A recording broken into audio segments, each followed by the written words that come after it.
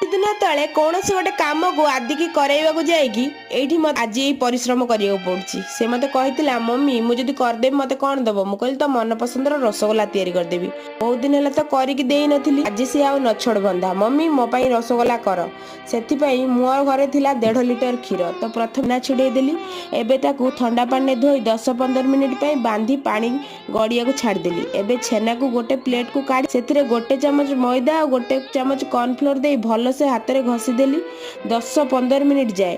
तापर स्वामी घरे थिले कहले ड्राई फ्रूट रसगोला करूना आगुरु केबे करन थिवारु सेई छेना को दुई भाग करी गोटे भाग रे क्रश कर रखतिबा काजू दे गोल गोल करी गढ़ी नेला परे कड़ाई रे 2 ग्लास पानी 1.5 कप चीनी दे 3-4टा गुजराती छेचा सहित पानी फुटी गला परे गढ़ रसगोला को दे हाई फ्लेम रे 10-15 मिनिट आउ मीडियम फ्लेम रे 20 मिनिट फुटाइला परे रसगोला साइज डबल हो जाइथिला।